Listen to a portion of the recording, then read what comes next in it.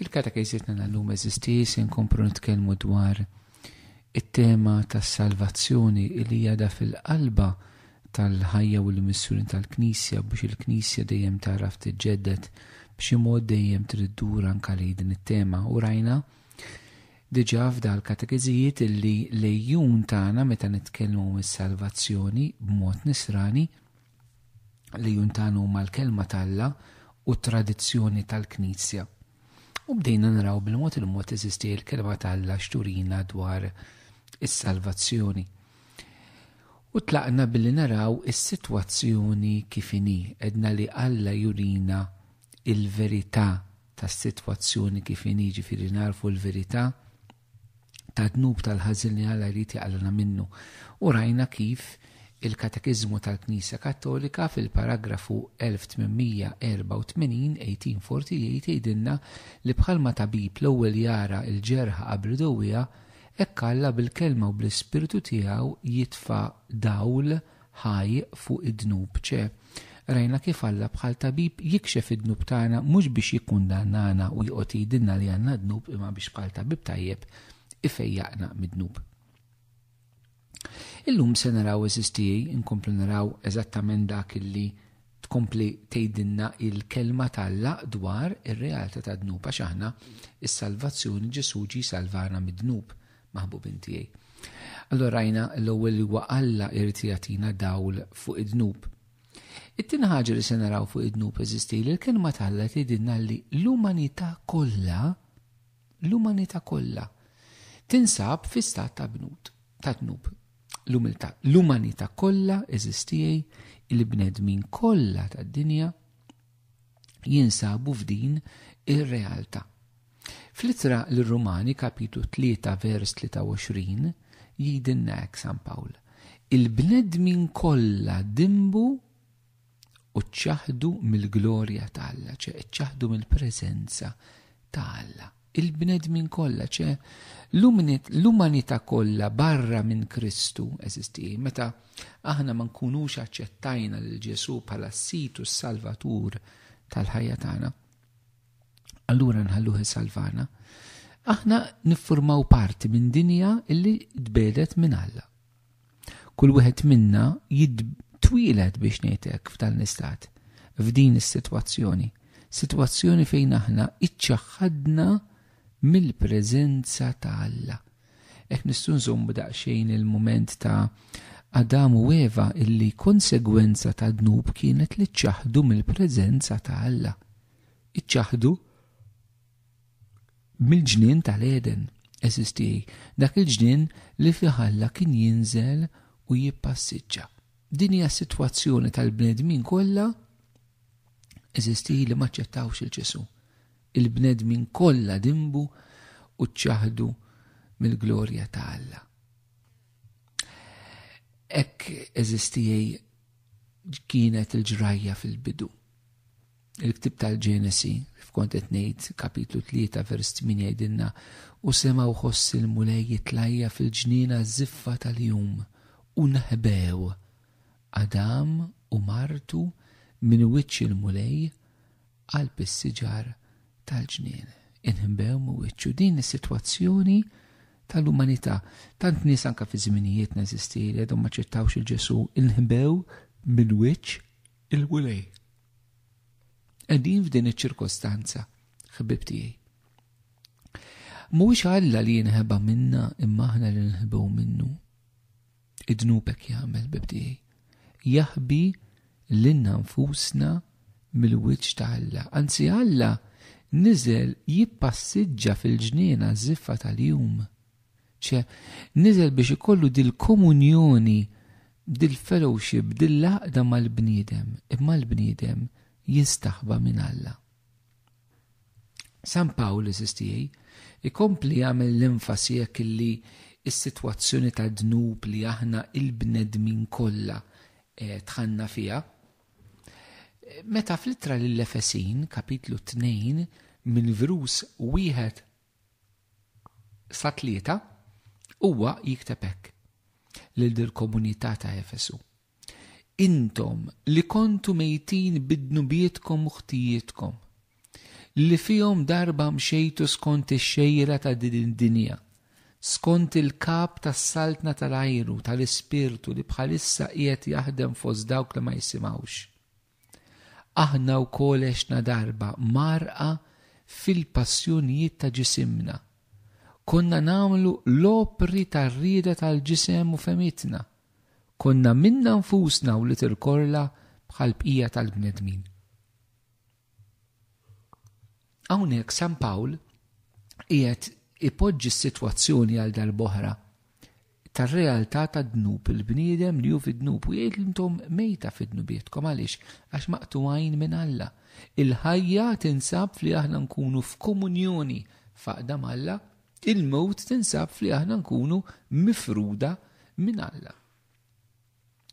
U San Pawl interessanti f'dawn it-tlet vrus li għadni kif rajt jidentifika biex ngħidu hekk it-tlet edewwa tan-nisrani fejn jidħol id-dnub. L-ewwel għadu huwa il-kap tal-ajru, ċe ix-xitan. It-tieni huwa x-xejra ta' din id-dinja, il-mentalità tad-dinja mingħajr Alla, d-dinja fid-dnub. U t-tielet hija il-passjonijiet ta' ġisimna, jiġifieri l-inklinazzjoni li aħna nsibu ġewwa fina dnub. It-tlet edewwa kbar tan-nisrani l-ewwel waħda huwa hu nnifsu, il-passjonijiet ta' ġismu, imbagħad il-mentalità tad-dinja, imbagħad ix-xitan. San Pawl hawnhekk itihomna it-tlieta li huma. Dawn it-tlieta li huma eżistijej jaħdmu flimkien fuq id-dnub tagħna. U nixtieqkom nispjegalkom hekk inħobb nagħti din it-tifsira sempliċi li kulħadd jifhimha ħafna drabi. Hija meta tonfoħ bużieqa. Meta tonfoħ bużieqa irid ikollok il-bużieqa, irid ikollok in-nifs li tonfoħ bih fil-bużieqa u l-ispazju biex il-bużieqa tikber. Issa, dik il-bużieqa eżistijej hija t-tendenza tagħna għad-dnub għall-ħażen li aħna nsibu ġewwa fina, mela dik qiegħda fina. U mbagħad għandna in-nifs ix-xitan li jonfoħ fuq dak id-dnub eżistijej, li kabru, li jnefħu. Però il-bużieqa għandha bżonn l-ispazju, din hija l-mentalità tad-dinja. Ħanati eżempju biex kulħadd jifhimni. Fina l-bnedmin insibu t-tentazzjoni l-ġibda diżordnata għaż-żina. Jiġifieri l-użu tas-sesswalità tal-bniedem mod ħażin insibuha f'qalb il-bniedem. Ix-xitan li jittanta, però mbagħad insibu ambjenti fid-dinja illi propju jippromovu dawn l-affarijiet, il-prostituzzjoni, il-pornografija, gentleman's club u dawn l-affarijiet kollha. Naħbu binti. Araw kif dawn it-tlieta mela il-mentalità tad-dinja li avvojta minn Alla u tippromovi l-ħażen. Ix-xitan u l-ġibda ta' ġewwa fina għad-dnub u l-ħażen dawn it-tlieta flimkien jaħdmu fuq id-dnub tagħna u jġibu s-sitwazzjoni tal-umanità f'dan l-istat ta' dnub. Huwa minn dan kif se naraw aktar il-qudiem l-mulej jrid jeħlisna maħbub minn tiegħi. Issa dit ċirkustanza ta' dnub, San Pawl f'diversi kitbiet u ħanaqra diversi kitbiet eżisti għax nixtieq nkunu meħla sew tal-kelma talla.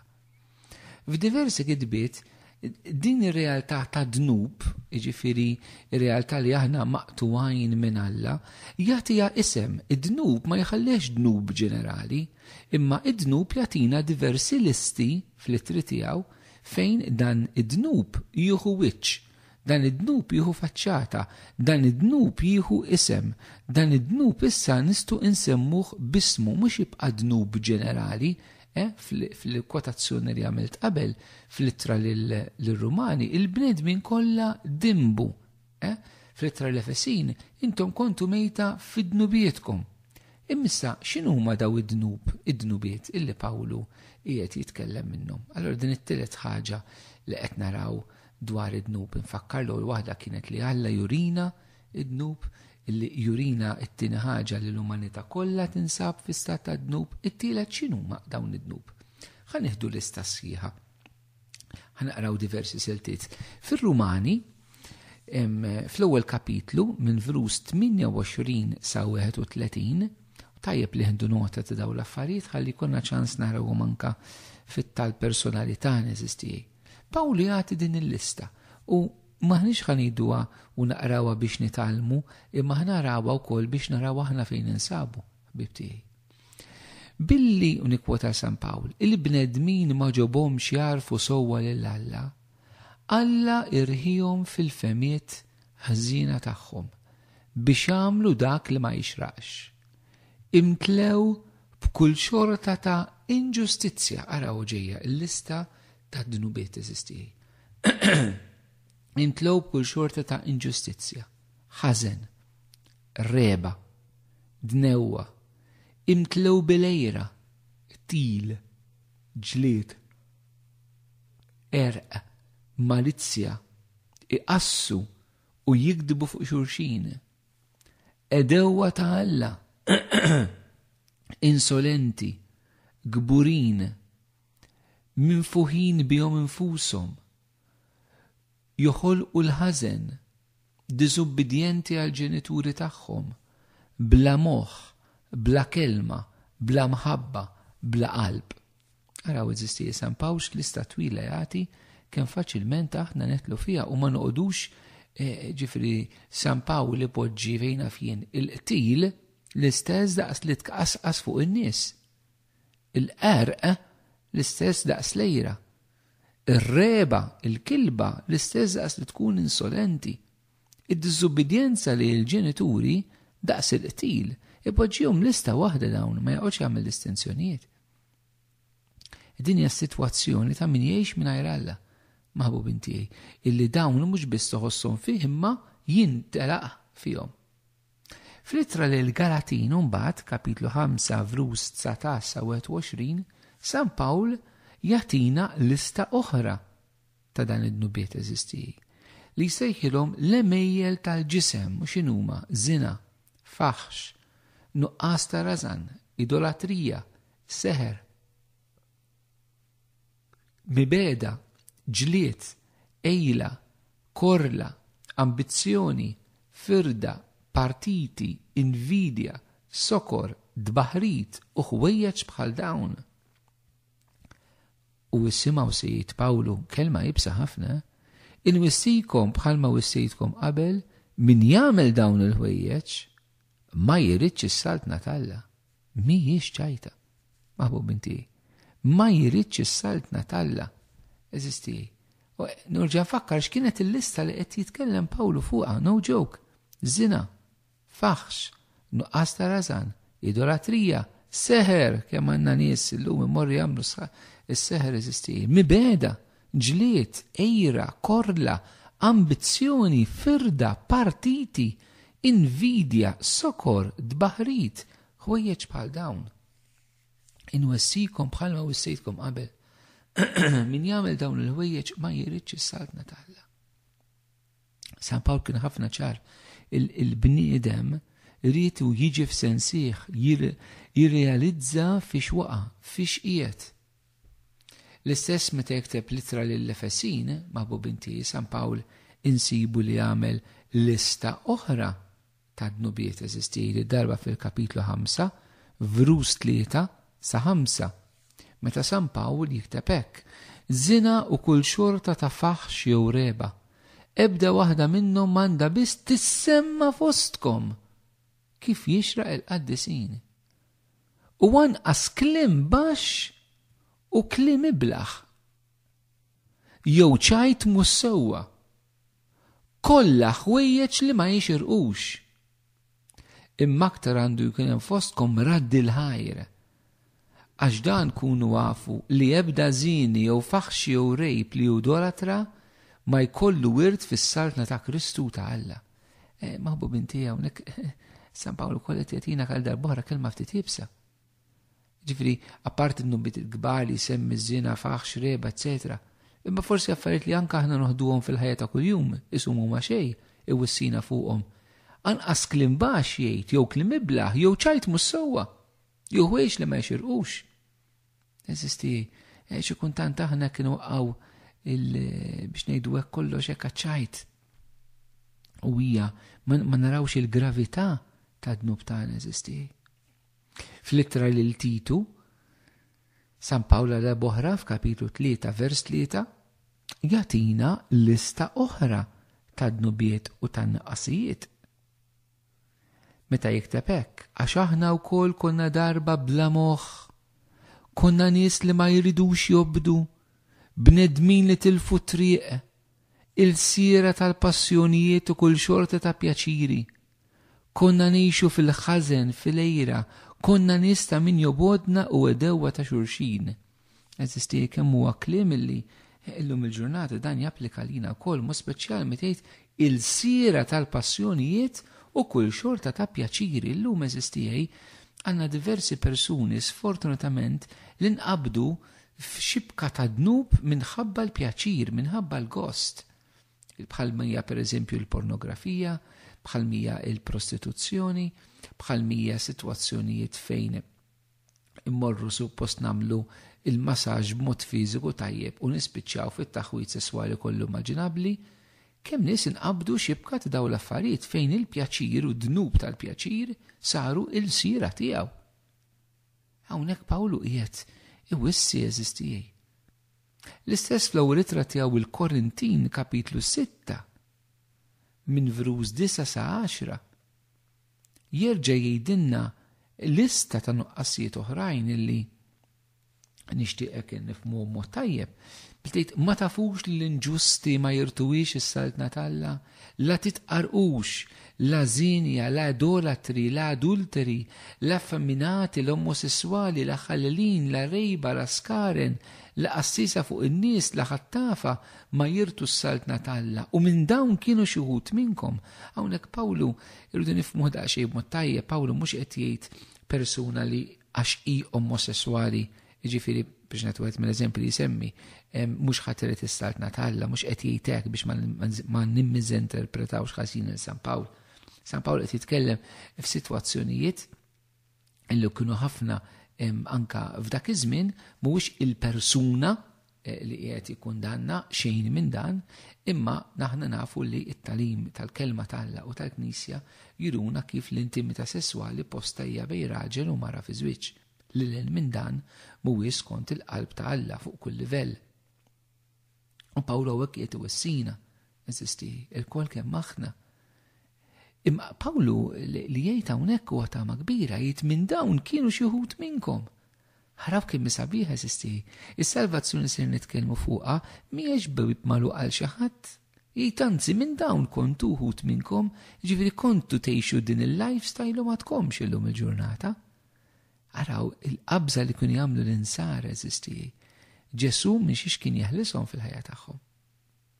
Ġifieri immaġinak inti San Pawl kieku qed jgħidlek illi Alla jrid joħorġok mill-lifestyle ta' żina, mill-lifestyle ta' ser, mill-lifestyle ta' adulterju, mill-lifestyle li tqasqas fuq in-nies.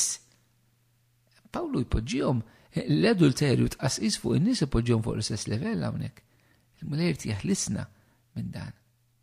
Fl-ittra il-Kolossin, kapitlu 3, minn verus 5 sa 9, San Pawl jagħtina lista oħra. Jgħidilna motu ġo fikom dak kollu li tal-art, u ġejja l-lista. Żina, faħx, ġibdiet, ċewqat żina u reba li idolatrija. Minħabba dan tilħaq il-korla ta' Alla lil dawk li ma jobdux. Hekk intom kontu timxu wkoll meta kontu tgħixu fihom. Iżda issa intom ukoll ħallu kollox, korla, passjoni, ħażen da u l-kliem mhux xieraq warbuh minn fomkom, tikdbux lil xulxin. Ara, x'lista twila eżistira ġej jagħmel Pawlu, lista serja. U aħna wkoll naraw fiex nistgħu nkunu l-korla, l-passjoni, l-ħażen, id-dak li mhux xieraq, il-gideb il-xulxin. Eżisti, meta Pawlu jgħid tilħaqkom il-korla ta' Alla, hija espressjoni l-korla Alla, mhux li Alla huwa rrabjat. Il-korla Alla hija din, Alla huwa qaddis, u għaxu qaddis ma jitħallax madnub. Hija din il-korla Alla, ġifieri Alla fil-qdusija tiegħu jurina dak kollu illi mhuwiex qaddis bħalu qiegħed f'oppożizzjoni għalih. U Alla allura il-ħażen ma jistaqat jgħid li huwa tajjeb. Dak is-sens il-korla Alla tinżel fuqkom, ġifieri Alla il-ġudizzju tiegħu fuqna qiegħed ukoll. Bibti, Alla dak li hu ħażin u ħażin. Iħna Alla ma tfissirx li Alla dak li hu ħażin jgħid li huwa tajjeb. Xejn minn dan. Hawnhekk għandna Pawlu kontinwament lista wara l-oħra. Eżisti, jurina dak li hu ħażin. L-istess naraw fl-ewwel littra lil Timotju, l-ewwel kapitlu vruż 9-10 insibu għal darb'oħra din il-lista li Pawlu jagħti. Dawk li huma bla liġi, bla rażan ħżina u bidinbin, bla reliġjon u sagrilegi, qattila ta' missirietom u ommijietom, qattila, żini, omosessuali, negozjanti tal-sira, giddiba dawk li ħelfu fil-fals u għal dak kollu li jmur kontra tal-imsieħ. Meta jsemmi l-omosessuali nġani dak li jitqabel mhux qed jikkundanna l-orjentament tal-persuna. L-persuna ħafna drabi mhux dejjem m'għandha l-ebda ħtija u tort tagħha. Eżisti. Ma qed jikkundanna kull attività sesswali barra minn żwieġ bejn raġel u mara kif ħalaq Alla l-ħolqien fil-bidu. Araw eżisti hawnhekk għandna Pawlu jiġbdilna l-attenzjoni għal darb'oħra. Bibtijaj mhux tajta. Waħda mill-affarijiet li jsemmi issa Pawlu dawk li jaħilfu l-fals. Meta aħna konna naraw is-sitwazzjoni tagħna fil-qrati eżisti. Kemm isiru ġuramenti folozz li mhix ċajta, nġibu l-muli Alla xut tagħna x'disprezz qed nagħmlu lill-kurċifiss. Maħbubin tiegħi. Ħafna drabi aħna l-insara rridu l-kurċifiss imwaħħal f'postijiet pubbliċi, m'hemm xejn ħażin li nixtiequ dil-ħaġa, imma xi drabi nkunu aħna l-insara stess li mmorru nieħdu l-ġuramenti folozz u nikkalpestaw il-kurċifiss. Għax ġurament fuq il-kurċifiss nisrani jieħdu mhux nisrani ma jħux ġurament fuq il-kurċifiss. Hawnhekk irridu noqogħdu attenti bibti. Irridu noqogħdu ħafna attenti. Għaliex jista' jkun li aħna ir-realtà ta' dnub noħduha ħafna lightly. Meta Pawlu qed jgħidilna smuħduha bis-serjetà. Dawn bħalissa qegħdin naraw li id-dnub li firridna minn Alla qed nippruvaw nagħtu ħisem biex ma jkunx id-dnub ġenerali, ma naraw daw il-listi li Pawlu qed jagħtina. Apparti l-listi jagħtina San Pawlu, il-Knisja fil-katekiżmu tagħha bit-tradizzjoni twila matul dawn 2000 sena tiġbor id-dnubiet f'seba' dnubiet prinċipali li minnhom joħorġu dnubiet oħrajn għalhekk ngħidulhom id-dnubiet il-mejta, l-irjus ta' dnubiet il-mejta jew id-dnubiet kapitali. U tajb li ma ninsuhomx fit-talim tagħna li huma l-gburija jew is-supervja, ix-xeħħa, l-lejra, l-għadab jew il-korla, iż-żina, l-ikel u x-xorb sejjed u l-as fil-ħwejjeġ ta' Alla. Dawn huma is-seba' dnubiet prinċipali li minnhom joħorġu dnubiet oħra fil-ħajja tagħna. U allura aħna xi drabi nerġa' nirrepetihom taħalli nitalmuhom niftakruhom is-supervja, ix-xeħħa, l-lejra, il-korla, iż-żina, l-ikel u x-xorb żejjed u li tkun għażin fil-ħwejjeġ ta' Alla. Dawn huma s-seba' dnubiet kapitali, ġifieri huma rjus li minnhom biex ngħidu hekk iweldu dnubiet oħra. Per eżempju, inti tista' tiġġieled mal-ġlied mhuwiex imniżżelaw għaliex għax il-ġlied jista' jkun ġej mis-supervja, il-ġlied jista' jkun ġej mill-lejra, il-ġlied jista' jkun ġej mill-korla illi inti għandek. Ġifieri jaraw dawna iweldu dnubiet oħrajn. U aħna importanti li xi kultant irridu nieħdu daqsxejn fil-qalb tagħna u naraw eżattament daw l-irjus ta' dnubiet il-mejta kif qegħdin jaħdmu ġewwa fina.